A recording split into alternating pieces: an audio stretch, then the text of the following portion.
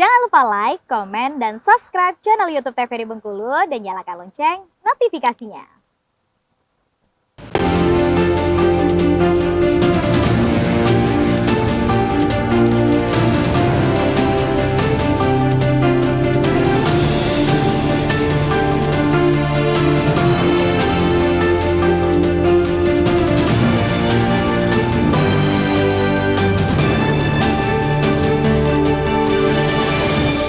Baik pemirsa, kembali di Berunda TVRI Bengkulu untuk edisi hari ini Selasa 5 September 2023 tentunya, dan masih bersama saya Khairul Fahmi, dan tema kita tentang popping block dari sampah plastik.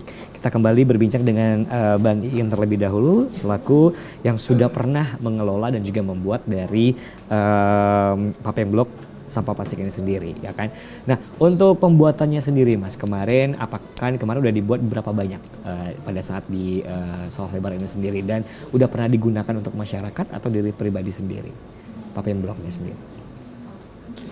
Oh, kalau untuk pengolahan itu masih disusun perencanaannya ke depannya. Yang kami buat itu ada beberapa contoh.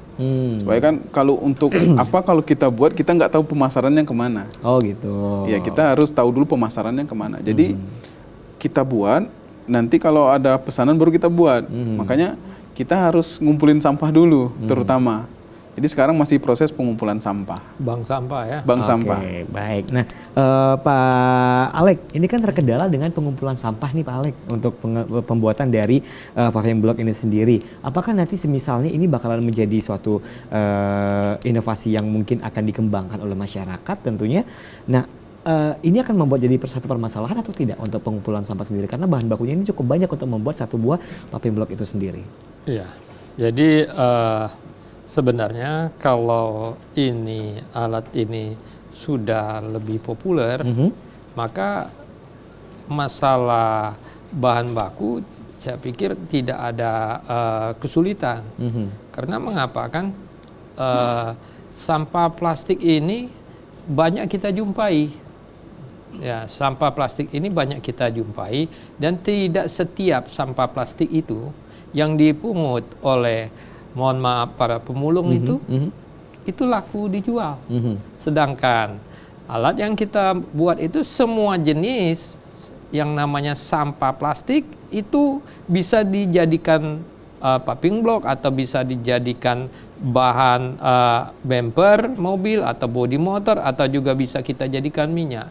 Jadi tinggal bagaimana kemauan lagi ya untuk supaya alat ini lebih berguna, terutama seperti yang saya bilang tadi, sampah yang ada di Kota Madya Bengkulu ini.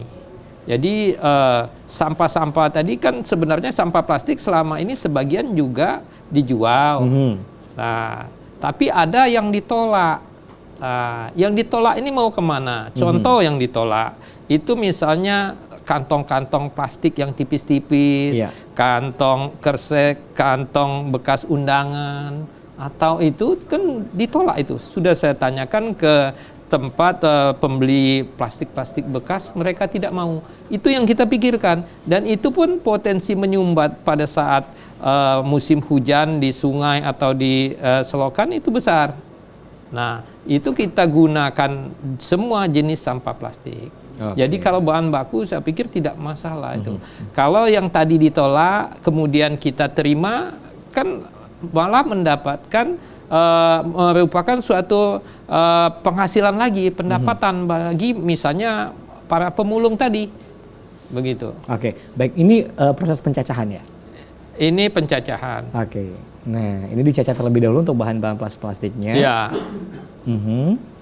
Ya. Setelah itu baru masuk ke proses berikutnya ya. Proses dimasukkan ke dalam oven. Oke. Nah, kita tahu bahwa kalau membakar plastik itu kan ada aroma-aroma yang mungkin membuat aroma khasnya plastik ini sendiri. Ya. Nah, untuk hasil dari popping block ini sendiri ada aroma khasnya sendiri nggak sih Pak? Kalau dari semen atau bata ini kan kita udah tahu nih, udah emang seperti itu maksudnya kan. Nah, kalau dari popping block yang bahan sampah plastik ini sendiri? Kalau sampah plastik sendiri ya banyak. Kalau kita bicara soal aromanya ya seperti bahan plastik biasa, begitu. Jadi cuma pada saat proses pembuatannya juga aromanya ya seperti ada menimbulkan kalau plastik itu dibakar, begitu aromanya. Oke, baik, luar biasa tentunya ya. Nah, mungkin Mas Anta nih, apa yang setelah alatnya itu dikasih ke masyarakat tentunya, apa yang akan dilakukan kembali tentunya untuk masyarakat sendiri? Apa ada inovasi barukah tentunya? Apa menggerakkan masyarakat atau seperti apa, Mas? Kalau untuk menggerakkan masyarakat, itu saya menggerak pemuda-pemuda yang ada di Sawalebar Baru, Kelurahan Sawalebar Baru, untuk pembuatan, itu benar kata Bapak tadi, pembuatan kayak bodi motor, mungkin cenderungnya lebih ke arah sana sih. Tapi kalau untuk paving block itu dijadikan kalau ada yang mesan baru kita buat. Soalnya kan itu untuk pemasarannya kan harganya lebih mahal. Soalnya kan modal buat sampah itu kita harus membeli dari masyarakat.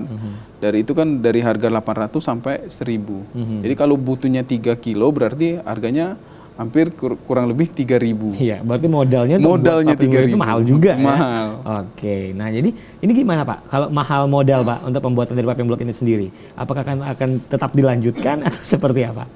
Kalau menurut saya tetap dilanjutkan, tapi sebenarnya yang kita tujuan utamanya itu sebenarnya bukan paving blocknya itu. Adalah mengatasi masalah sampah plastik ya. Yang selama ini merupakan suatu masalah baik di Provinsi Bengkulu maupun Indonesia atau dunia. Sampah plastik yang tidak laku tadi mau diapakan? Nah, kalau soal misalnya mau meningkatkan harga dari hasil yang dibuat dari sampah plastik, ya seperti saya bilang tadi, tinggal kita kreasi ya, kita mau jadikan apa, mau jadikan souvenir, kita buat kecil-kecil, kita pilih, kita kasih warna. Kan misalnya kita mau bikin gantungan kunci kecil, bisa harganya 5.000, 10.000, 15.000, tergantung kita. Jadi setelah alat itu dibuat, ada lagi nanti perlunya suatu pelatihan untuk membuat hasil dari sampah plastik tadi menjadi mempunyai nilai keekonomian yang lebih tinggi, nilai jual yang lebih tinggi. Nah, jadi saya sudah bilang tadi bahwa sebenarnya di samping menghasilkan cetakan, sampah plastik dicetak jadi apa begitu, sampah plastik pada saat proses dia di pembakaran itu bisa menjadi minyak.